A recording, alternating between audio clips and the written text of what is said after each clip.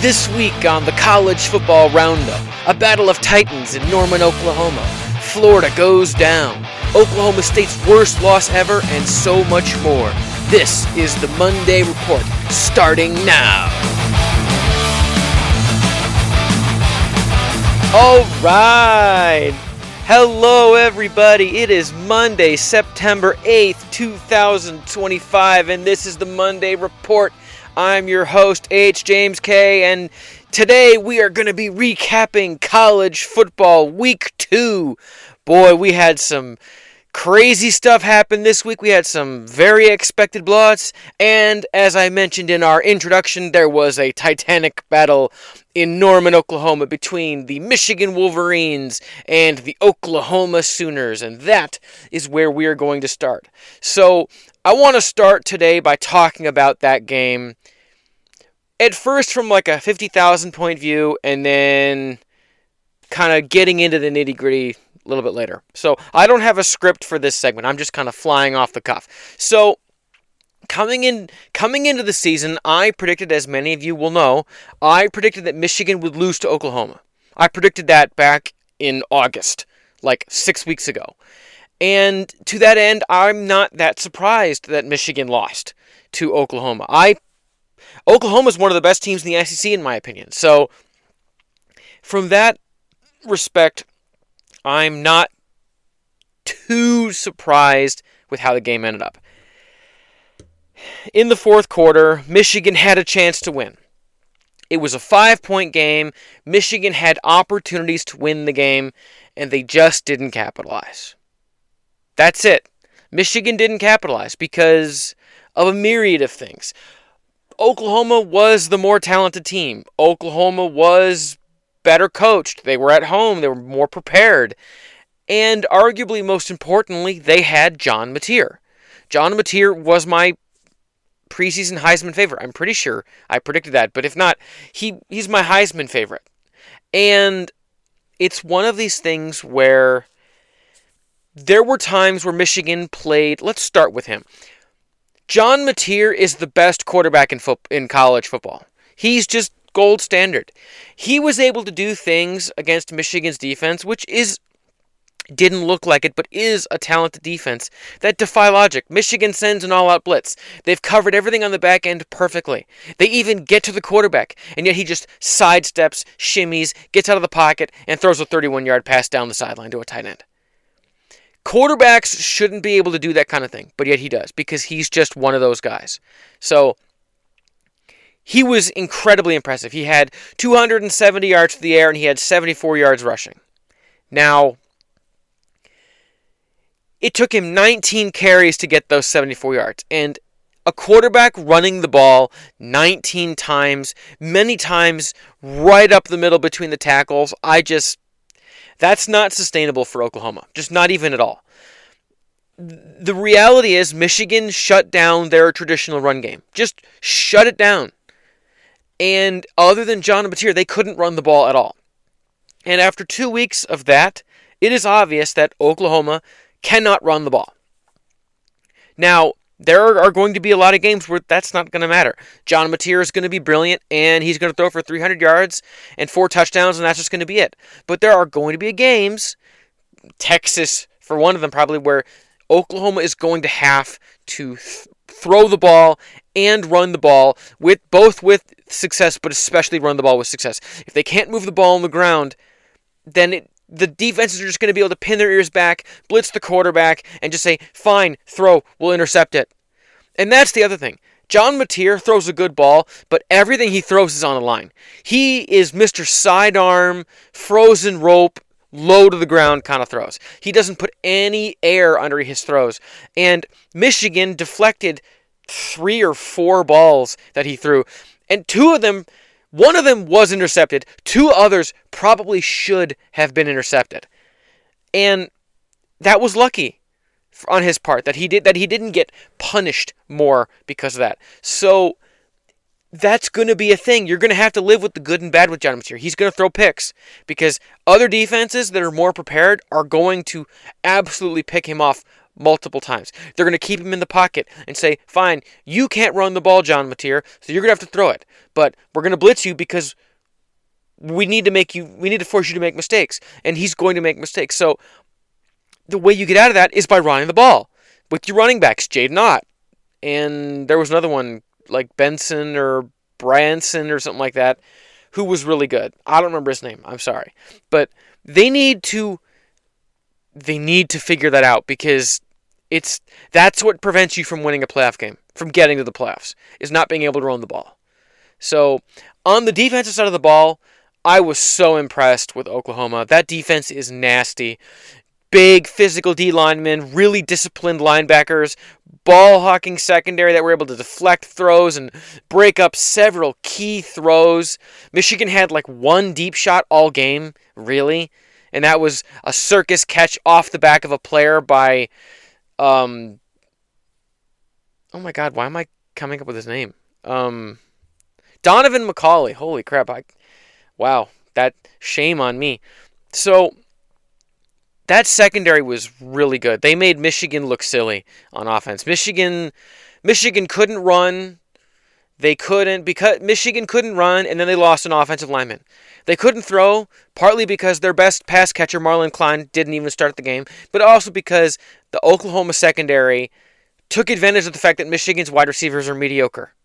Donovan McCauley shows flashes. Samaj Morgan is a bubble screen merchant. Other than that, there is nothing out there in the Michigan receiving corps. There just isn't. So that Oklahoma secondary was able to really challenge the wide receivers and not even challenge the wide receivers, challenge the run game. They were saying, fine, we'll give you a wide open field 10 yards down the field. You ain't going to throw it. And if you do, we're going to get to you first, or it's going to be short, or we're going to force a bad throw. So for Oklahoma's defense, they took advantage of the fact that Michigan had no real passing game. And here's the thing, I don't blame Bryce Underwood for anything that happened on Saturday. It wasn't his fault. He was playing the cards he was dealt. It's not his fault that Gio El-Hadi and Norton both left the game with injuries. It's not his fault that Marlon Klein didn't play or that Hogan Hansen was banged up with some kind of leg injury. That's not his fault. It's not his fault that the run game is inconsistent. It either breaks off 75-yard touchdowns or it goes for 2.4 yards per carry. So those aren't his faults. Now, admittedly, there were about 4 throws that he made that are like, oh, dude, you got to throw a better ball. That's wide open. But even then, he went 9 of 24. Okay, that gets him to what? 13 out of 24? I mean, a lot of the time, it's just Oklahoma played good defense. And they just said, you're not going to be successful. I'm sorry. So, I don't blame Bryce Underwood. Now, I also don't blame Sharon Moore and Chip Lindsey. Because we have to remember, Michigan's offense can only go as far as Bryce Underwood is able to take them. And this early in the process, things are going to be limited. You're not going to see crazy motion and calling 2 plays at once and checking in and out of one or the other. That stuff, that's third-year Bryce Underwood. Just like it was third-year J.J. McCarthy, where he wasn't even calling protections until year 3. So we got to pump the brakes on he's supposed to be, No. Anyone who says that they need to fire Sharon Moore or that was $12 million wasted on Bryce Underwood, screw you. You're an idiot. You should feel bad that you're so damn retarded. And yeah, I said the R word because that's how stupid you are. If you actually believe we should fire our entire offensive staff because of one game. And yeah, I am saying R because I'm a Michigan fan. This is the Michigan fan in me speaking right now. If you actually believe we need to fire Sharon Moore and Chip Lindsey, you are stupid. You do not know football because there is nothing they could have done. This Oklahoma team, that defense is disgusting. Do you think Michigan could have done anything with last year's offensive staff against this team? We would have gotten shut out. You should be happy that we have someone who is willing to throw the ball downfield because those plays were called. They were just defended really well by Oklahoma State. So yeah, I don't blame anyone for the fact that we weren't the better team. Radical, I know. Radical content. Now, does that mean I was happy with the really conservative play calling and the fact that it was run, run, pass, run, run, play action, run, run, bubble screen, punt? No, I was very unhappy with that. But it is what it is. That's going to be the offense this season. People need to understand. Michigan isn't going to be throwing 30 times a game. It just isn't in the team's DNA. Michigan isn't going to throw for 300 yards and 5 touchdowns. You're not going to get freaking Julian Sayin throwing 85-yard touchdowns. That ain't going to happen at Michigan. We're going to run for 180 yards and throw for 177 and win a game 27-13. Yeah, that's going to happen. That's how Michigan's going to win games this year. And do I still think Michigan can win 10 games? You're damn right I do. Michigan has an easy schedule. They can do this. They can still, and I know it's cliche, all of Michigan's goals are still ahead of them. This game means nothing when it comes to getting in the playoffs. You win your conference, you're in. That's it. You don't get more than 2 losses, you're in. Cool. All right? You beat Ohio State, it doesn't matter what you do against Oklahoma. You're in. So, this game was a great contest. It was good for Oklahoma, but as a Michigan fan, it isn't time to blow everything up and, raise the alarm bells and say, oh no, we gotta panic, we're dooming. Yeah, no. And if I seem a little fiery, that's because I just watched the Lions get their crap pushed in. So, I'm a little heated, because that sucked. There are less excuses for the Lions coming out flat and unprepared, but we're not going to talk about that because this is an episode about college football. So yeah, that's all I'm going to say about Oklahoma is that, excuse me, I had to take a drink. All I'm going to say about Oklahoma versus Michigan is the fact that the better team won. The better prepared team won. The team with the better quarterback won. Wow. Radical, I know. I didn't expect Michigan to win. On Reddit, I made a Homer, Michigan can win 17-16, but that was if everything went right. If Oklahoma played like absolute ass, which they didn't. They played like a good team because they are a good team. Michigan's defense will be sorted out by the time we play Ohio State. Just like last year, where Michigan's defense played really bad in the first about 4 weeks, and then they really tightened it up down the stretch. Yep. Michigan's offense was really bad early on this year, and they got worse and then slightly less worse down the stretch. This year, we started bad, and I think we're going to get significantly better down the stretch. It's the beginning, folks. Take a breath. And after 12 minutes of talk about Michigan versus Oklahoma, we're moving on. All right, blowouts. Oh my God, there were some blowouts. There were some teams that were just feasting on cupcakes. Num, num, num, num, num. Empty calories for everybody. It was right off the top. Ohio State cruises past Grambling State. 70-0. Yeah, Ohio State hit Grambling in the face. Grambling's face hit the mat. That was it. Julian Sayin had an 85-yard touchdown throw to Jeremiah Smith, I think. What more can be said? Yeah, this just in. The best team in the country is better than an FCS team. Ooh, radical, I know. So, do you get credit for that? Not in my book. You're the best team in the country because you are, but I'm not going to be like, oh my God, look how dominant they were. Who cares, dude? You beat up on Grambling State. Yes, they may have one of the best marching bands in the country in all of college football, but they're still Grambling. They're still a nothing FCS team from down south. So good for you, dude. You piled on a hurt. You opened a can up on them. Good for you. Moving on. All right, Arch bounces back. Texas beat...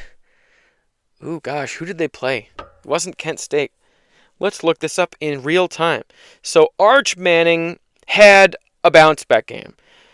While I look this up, let's see who did they play. So Arch threw for 295 yards, 4 touchdowns, and once again, he threw a pick.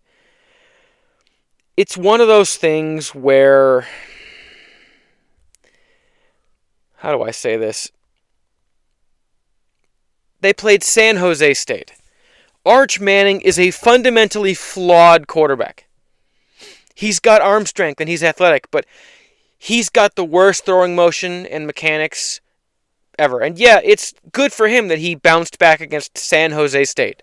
But it doesn't mean anything. Much like Grambling, It's a tiny little team that you're going to beat, that everyone knows you're going to beat, that you can show up, play like crap, and win anyway. Now, admittedly, 295 yards and 4 touchdowns is impressive. Yeah. And I guess those 4 touchdowns was in the span of about 5 minutes of game time. So that's impressive as hell. But you still have issues. Arch Manning's throwing mechanics are an absolute abomination. His feet are all over the place. His arm angle is janky as hell. He makes bad decisions.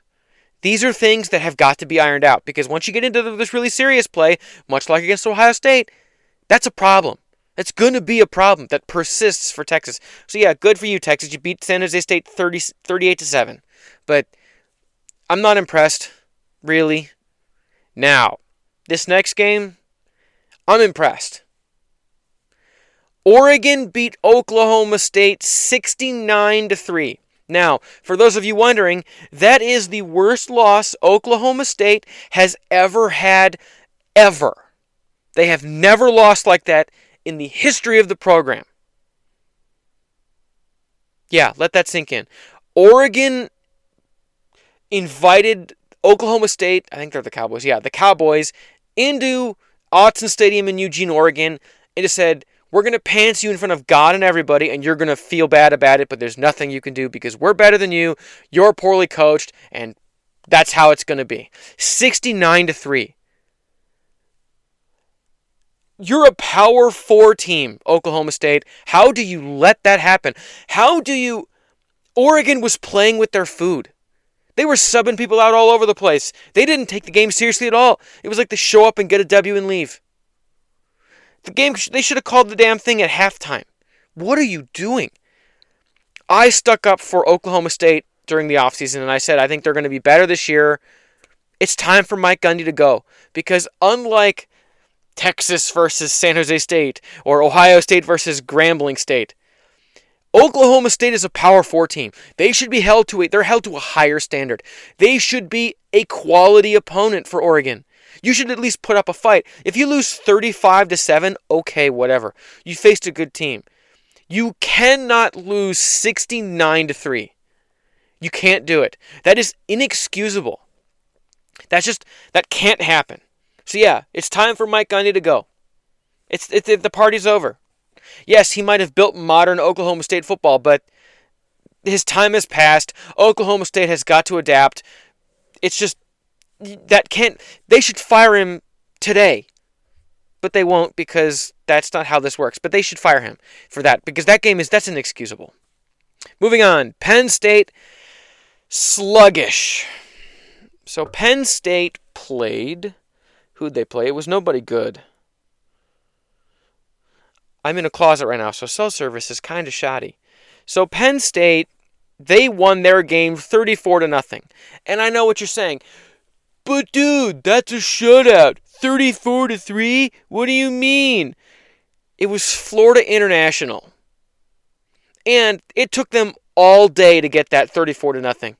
That wasn't like, oh, it's 34-0 and they stopped trying at halftime. No, it took them all day to get that 34-0. Drew Aller, where you at? James Franklin, where you at, man? I mean, what are we doing? You got to be better than this. It shouldn't be a struggle to do anything against a team like Florida International. It's Florida International. They've never been good at anything. And yet, it took all day. People keep hyping up Penn State. Like Penn State, they're like number 2 in the country right now with the new AP poll. I have them at like 7 because I just know that this team isn't for real. The second they're going to play a quality opponent, they're going to trip up and look pedestrian. Because I just have no faith in this Penn State team. They just don't look convincing at anything. So, 34-0, but it took all day. It shouldn't be that hard. Now, another game that definitely wasn't hard. Florida State absolutely buried East Texas A&M. Oh my Lord. 77-3. What do you even say? They beat the crap out of an FCS team. Not even a good FCS team. They just ran up and down the field, did whatever they want. It's just, wow. Like, holy shit, man. That Thomas Castellanos kid, dude's good. That offense is something. Now, once again, they played nobody, but boy, after what they did to Alabama and then following it up with this, I'm a little impressed. Now, I don't give them much credit for burying East Texas A&M, but that's just damn. Their style of play is something. And that defense is they got a good defense. So, I look forward to their coming games. I really do. I think it's going to be really interesting watching Florida State play football this year. All right. Next, the last of the blowouts we're talking about, Alabama. They played, who was it? Louisiana Monroe. Beat them 73-0. And you know what? Good job, Alabama, bouncing back.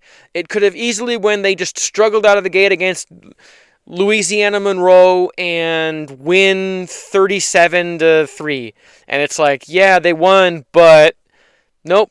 Left no doubt. They played angry. They were hitting. There was no loafing this week. No, they were trying out there, and it showed because, and I'm actually gonna give Alabama credit for this one because usually playing cupcakes, yeah, you should blow them out, but after what happened to Bama last week, they needed this desperately. You couldn't, if Alabama had struggled to put away Louisiana Monroe, do they even go to a bowl game this year? I don't know, but instead, I have questions, but this was an important win for Alabama. Nice water. Helps keep my voice in check. All right, moving on to our next segment. Shocking struggles. We had some weird games. Weird. Clemson dodges a Trojan upset. Clemson beat the Troy Trojans 27-16. Clemson trailed 16-0 at halftime, and there was a pick six in there. Dabo, dude, it's clear to me now that everyone can pay players and the transfer portal is everything, it's just everywhere. Dabo's time has come and gone. Time to retire, dude, because this Clemson team ain't up to it. Do you win the ACC? Maybe. If you somehow manage to upset Florida State and Miami, who were both clearly better than you. But this team ain't going to the playoffs. I hope you enjoy the ReliaQuest Bowl or some other mid-tier bowl game, because that's where you're heading. You can't, it's Troy. The Troy Trojans are nothing. They're so bad. And they were up on you. They were out of there. 16-0. And it took you all day to claw back and pull ahead of that one. Yeah, you played like crap. I watched that game. You were hot ass in that game. You were awful. Garbage. So Dabo, hang it up after this year. Win 8 games. Go to a bowl game. Win your bowl game. And announce your retirement on the field after the game. Save your legacy because, quite frankly, Cade Klubnik was supposed to be the guy. And he's just whatever. He's not great. So, it's going to get even worse next year, dude. Hang them up. Win 8 games. Win your bowl game. Hang it up. Because Clemson's time has come and gone. It's time for someone who's going to bring a more modern attitude towards college football roster construction. I mean, serious concerns about O-line, D-line, defense, offense, everything. Quarterback play, coaching, time management. They're bad at everything. I mean, yeah, they were able to out-physical the Troy Trojans down the stretch, and they played an LSU team who may or may not be great. Who knows? Maybe they're just bad too, and Clemson's even worse. We don't know. But the thing is, it ain't going to get better. This was an easy game. This was one of the easier games, and you were in trouble. So, Dabo, hang it up, dude. All right, moving on. Florida got stunned by South Florida. I don't know what South Florida's quarterback's name is, but that kid, he can sling it. He's good. And that coach, I think it's Alex Golesh or something like that. Good coach. He's coaching a Power 4 next year. Yep. Oh yeah, because good Lord, Florida lost 18-16 to South Florida. The phrase that best describes this game is a simple one. Same shit, different day. For Billy Napier and the Gators, it was the new boss, same as the old boss. Same shit, different day. Sloppy play, horrible clock management, undisciplined, turnovers, inconsistent play on offense and defense. Same thing. We're in year what? Year 4? Year 3? I think it's 4. In the offseason, Billy Napier should have done what every coach on the hot seat does. He should have fired both coordinators, given up offensive play calling, and reformed the staff to save his job. But instead, because they beat LSU last year and they kind of finished a little strong, he decided, nah, my way is working. See, DJ Lagway, it's working. Well, DJ Lagway played awful against South Florida, and their offense is still bad. So the only thing that's going to save Billy Napier's job is the fact that Ben Sass, the former Republican Florida congressman who was the president of the University of Florida, he left and was replaced by an interim. And now that interim president has left and is replaced by an interim president. And there ain't no way that interim president is going to fire the athletic director and fire the head coach of the football team when they may or may not have a job in 6 months. Ain't no way. So, does Florida probably come back next year with Billy Napier? Yeah. Should they? No. No. But they probably will. So, it's just, Florida has an impossible schedule. This team, there's no way this team is winning 9 games like I predicted. Ain't no way. 7, maybe. You have the hardest schedule in the country. And you just lost a gimme. This is a gimme. It's over, dude. The Billy Napier era has failed, and it is time to move on. Boosters, I know you were picking up that $13 million buyout or whatever it was last year. Put that money together, hand it to the interim president, and say, no one's going to blame you. It's on us. Yeah, buy this dude out because the Florida Gators deserve to be better. There is no reason why the Gators should be this bad, this poorly coached. It's the same problems that they've had every single week under Billy Napier for years. Nothing has changed. And that can't be allowed to continue.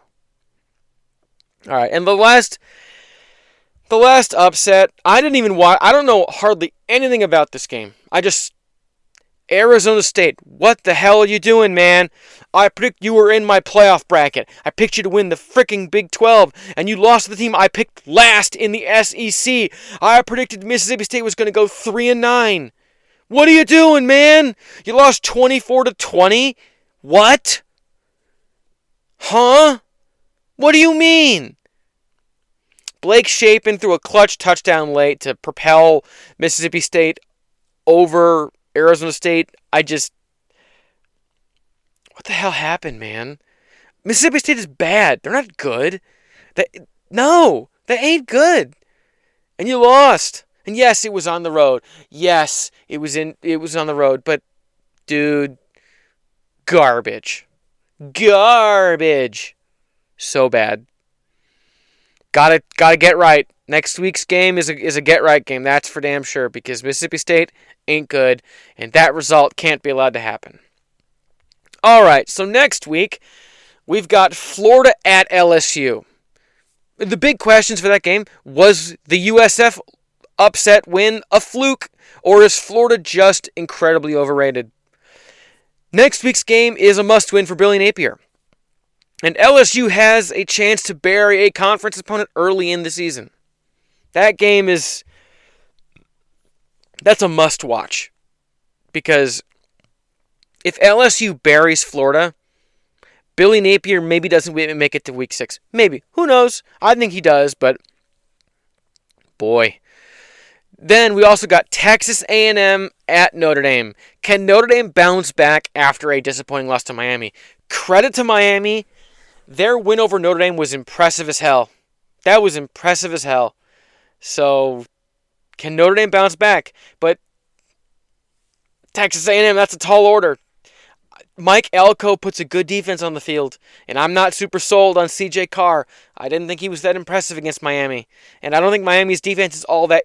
They're not some like Colossus top 15 unit or whatever. So, and for Texas A&M, can they stay undefeated against their first real test? They've played a game or two, and they've coasted, but this is the first real test. So, Texas A&M, show me something. Notre Dame, show me something. Maybe we'll talk about you next week. Next game we got to talk about. Clemson is going to Georgia Tech. Can Georgia Tech establish themselves as the team to beat in the ACC? Haynes King is a damn good quarterback. And their coach, I think their coach is Brent Pry. Georgia Tech, that's a good team. They run the ball well. Clemson, you're in trouble. If you lose, if you get blown out, Dabo should just retire immediately. But you got to win this one. You got to stop the bleeding. Right now, you're bleeding to death. Blood is gushing out of your leg. The wound is big, but you might be able to stop the bleeding. But you got to stop the bleeding right now. Right now, sense of urgency. You got to beat Georgia Tech, and you got to make it look easy. You have got to put a period on this, a point. Just say, no, we are not going to do this. It's got to be this week. That's the urgency. You can't come out lethargic and get blown away by Georgia Tech. You can't do it. Otherwise, this season's going to spiral out of control because that's what's going to happen.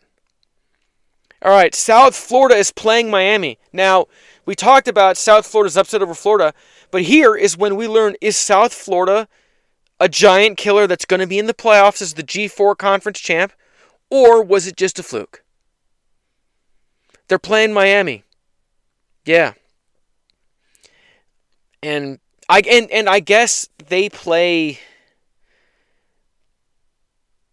and they they play Miami this week, and then they really get into the depth of their conference schedule in, I think, the American Athletic Conference or whatever it's called now, the American Conference or whatever. So, interesting game. If South Florida plays giant killer again and upsets Miami, be on the lookout. Holy crap. Alex Galesh, future P4 head coach. And for Miami, can you stay focused? Miami's next two games are Florida and Florida State.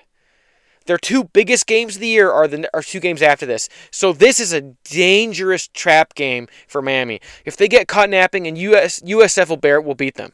Because that USF team is physical. They looked like they were athletically inferior to Florida, but they out-physicaled them all day long. So for this kind of game, you got to stay laser focused on USF. Yeah, Gators are coming to town next week, and you got the Seminoles after that. But you can't focus on that, because if you do, you're going to freaking lose. Yeah, because this South Florida team, they're going to come into Miami, into Hard Rock Stadium, and they're going to be confident as hell. It's like, yeah, we already beat one Florida team that wears orange.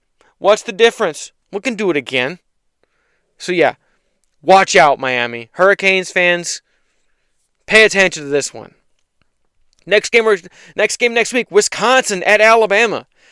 Can Wisconsin shake the disappointment label? I'll be honest, this Wisconsin team, I didn't have high expectations going into the year, but wow. Even when they win, they look like crap. Nothing is easy. Everything is a challenge. They look unexplosive. But this game does pose real danger for Alabama. Yeah, you played Louisiana Monroe and you got back on track. But Wisconsin is going to be physical, and especially on defense. You don't got Jalen Milroe this year. So what happens if Wisconsin drags you into a sand pit and says, let's do this thing. Let's get down here in the mud, in the muck. Drags you into the deep end of the swamp. Can you get out of it? Because this is the kind of game that for some reason will have spooky, like Wisconsin will be straight garbage and they'll take you to the wire because you weren't expecting them to. So yeah, this is a game, this will tell us more than the ULM game will, than the Louisiana Monroe game. Because that's the game that really, I mean, the Wisconsin, they're physical. They're crap, but they're physical. They're physical crap. They're a hard shit. They're shit, but they're a hard shit. All right, and the final game to look out for next week, Central Michigan is coming to Ann Arbor to play the Michigan Wolverines. This is going to be the first of 2 games without Sharon Moore, and his suspension isn't like the Jim Harbaugh suspensions of, 2023. Sharon Moore cannot be in the building for the next 2 weeks because next week's game, the game against Nebraska as well, that one's also he's suspended. So, peril for Michigan from that regard. But in my view, Central Michigan, this is a back to basics game. This is a fundamentals, get right, play the game you want to play it, beat Central your way, take care of business, and focus on Nebraska. Because the Huskers got a good quarterback. Dylan Raiola, he's real. He's the real deal. And Matt Rule is a good coach, and they're sneaky physical. And if you get caught napping like you did against Oklahoma, you're going to get blown away. Again. So yeah, especially with Sharon Moore missing. That's going to be huge. Now, I don't know who's going to be the interim head coach. Maybe that hasn't been announced. Maybe that's been announced on Monday. But at the time of recording this, which is 9 p.m. on a Sunday, we have no news yet as to who is going to be the interim head coach while Sharon Moore is away. So that's going to be a whole thing. And this is a personal thing. I know I said that it isn't in their DNA, but Underwood needs to be throwing 30 times a game in this game. 30 times. We need 30 attempts from Bryce Underwood. Push the ball down the field. Show the world that you can do it. If it was me, the emphasis would be, we're going to hit the long ball so we can get 300 yards passing. Just to make Nebraska have to scheme for it. Saying, see, they can do it when they're not playing fricking Oklahoma. Yeah, that's got to be a point of emphasis. Be more aggressive. Run him more. Take more shots downfield. Take more risks. I don't care if he throws a pick. Okay, he threw a pick. So what? We need to see Underwood push the ball down the field for his development, to make teams respect it, because Oklahoma didn't respect Michigan's deep ball. They were sitting on every throw, 10 yards off, 10 yards and in. They were just like, whatever, dude. You do you. You ain't gonna hurt us deep. And that hurt Oklahoma a couple times because Bryce Underwood got loose and threw a ball over their head 2 or 3 times. And there was even, a fourth one that should have been caught but wasn't. But they didn't respect. They were like, we'll let you have that 4 because we'll stop you every other time. So, Underwood, push the ball downfield. We need it, guys. All right, that's going to wrap it up for College Football Roundup Week 2. If you're listening on Apple Podcasts or everywhere else that podcasts are available, thank you. Please leave a like and leave a review if you can. Subscribe if you can. Spread the word. Tell your friends and family that the podcast is out there. For those of you listening on YouTube, like, comment, subscribe, hit the bell icon, feed the algorithm, help the channel grow. All right, next week we're going to keep going with the College Football Roundup. My name is H. James K. Thank you all for tuning in. Until next time.